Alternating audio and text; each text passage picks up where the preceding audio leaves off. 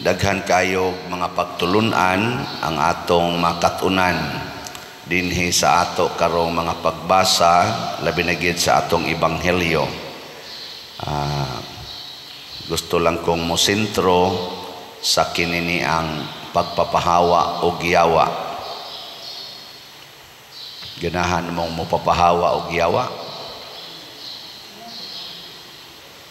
Mura mamog waiting o basig giyawaan na mo.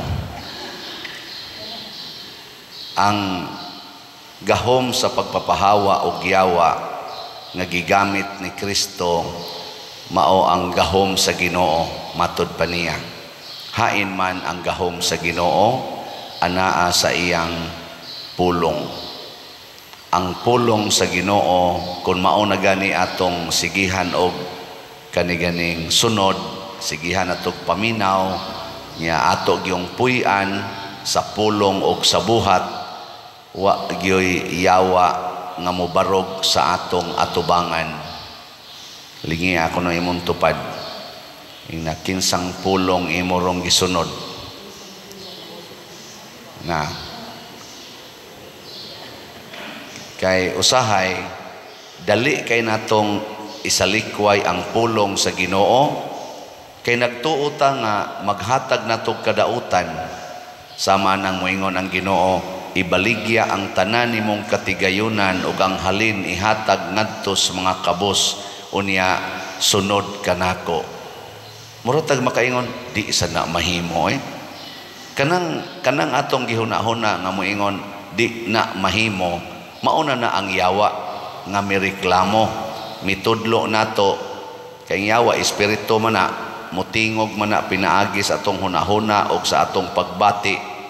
Muingon dahil ng yawa di na mahimo, mamatay ka ana. Pero kung ato ginang sundon kay pulong manas Ginoo, dili kita maungkag, dili sadta mubati ang atong kinabuhi. Tuo mo dili nya andam na mong mobaligya tanan. Murag imong bata nga kana bitang 3 anyos en tuo ka tuo. Tuo niya mosunod na ka dili.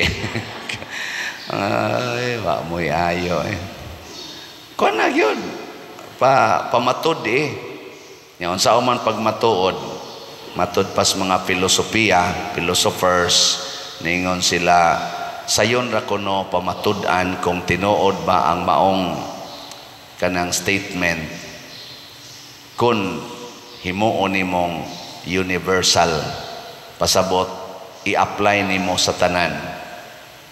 Kun ang tanang mga tao mosunod nga ibaligya ang tanan mong katigayunan ug ang halin ihatag ngadto sa kabos, unsa may mahitabo? Kitag yung tanan ba? Ang atong hunahuna ibaligya ko ni nya ang halin ihatag nako sa kabos, unsa may mahitabo? Wa na gyoy mo palit nya kay di naman kakabaligya kay wa na may mo palit, magsigi na lang kag panghatag. Ang atong paningkamutan nga makahatag nya kadtong dato kayo karon ug mosunod ani purting daghana niyag ikahatag nya kadtong pobre nga way halos iya magsigi tog dawat hangtod nga mudaghan ang iyang madawat. Unsa naman sa isunod? Sobra naman. Iya na sa tong ipanghatag.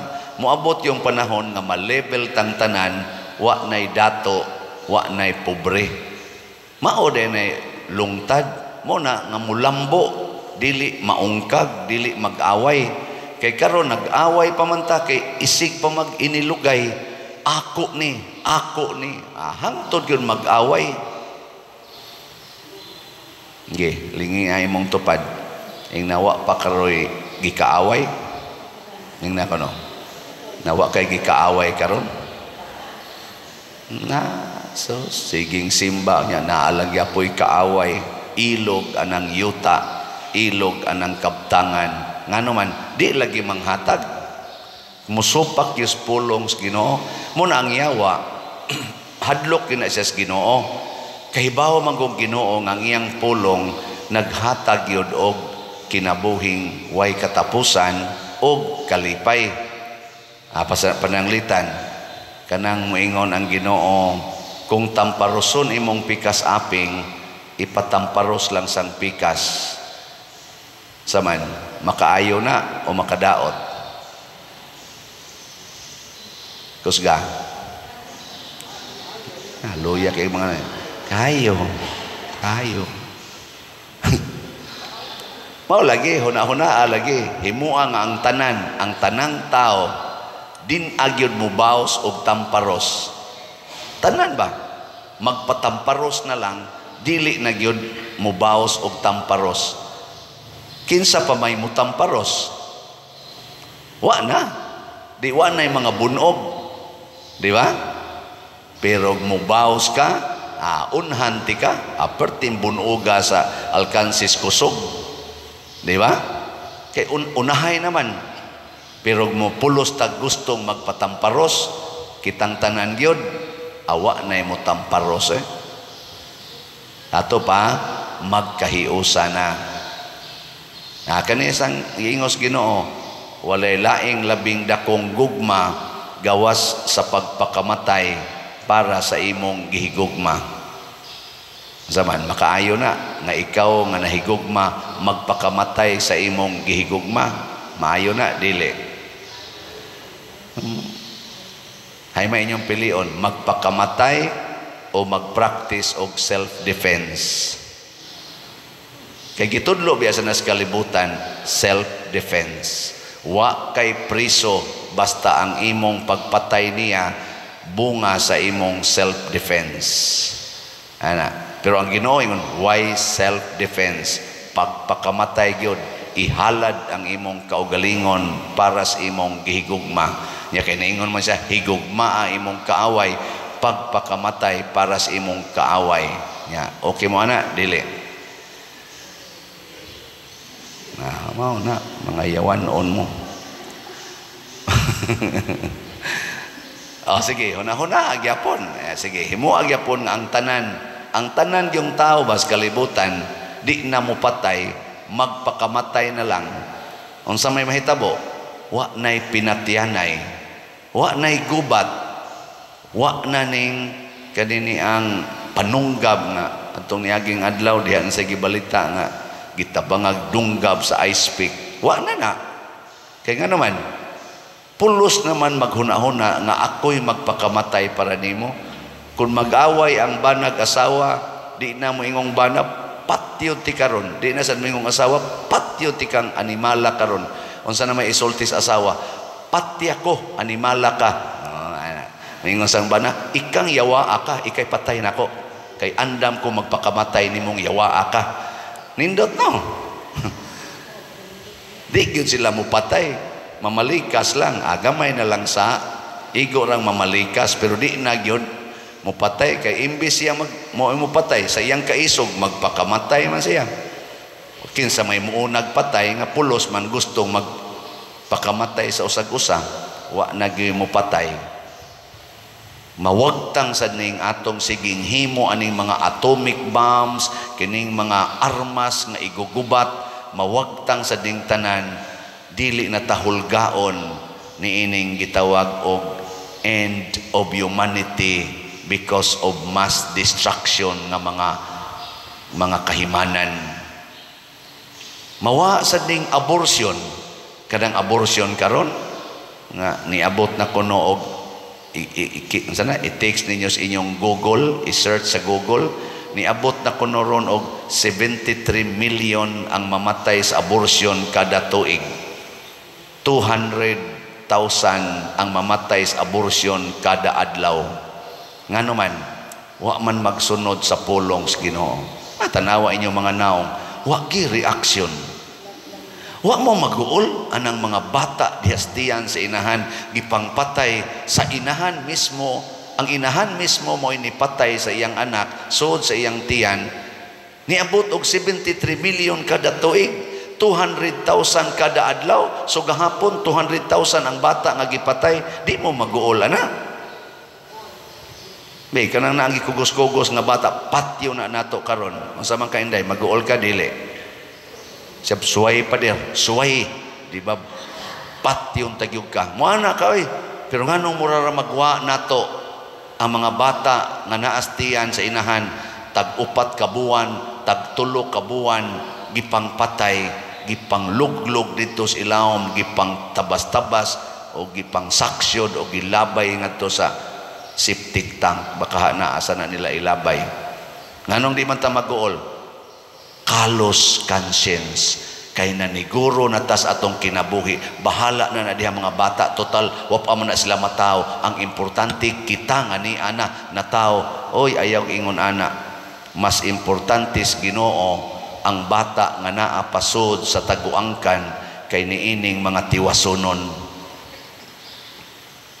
Oh, kanang galisod naglakaw. Importante pa na. Kanang kusog na kay mamalikas. Kanang kusog na kay manglibak, kusog na kay mamakak, importante pa ka na. Ha? Mas importante tong pwede pang tudluan, ikatao ato, pwede pa tong tudluan o pagtinarong, pero kining na nag-una karon, apil na ning na nagwali, so, why importante? Kanang kusog kay mangurakot, kusog kayong mangural anang mga agianan, niya ang mga daan nga himuonon parkingan, importante pa na. Anha pa maghimo anang ilang hugas-hugas anang mga motor o sakyanan kilid sa daan, niya ang tubig nagbaha dihas daan, purti na noong danguga. Gahapon ay dinis ato diyan ang luyo. Kana diha ba? Dool ilang nanay sising. Kana dihang dulhugan na amanay hugasan dito sa babaw. Sige nang baha ang tubig diha. Paduming adto sa appointment dito dapit may kurba, diha miniagi.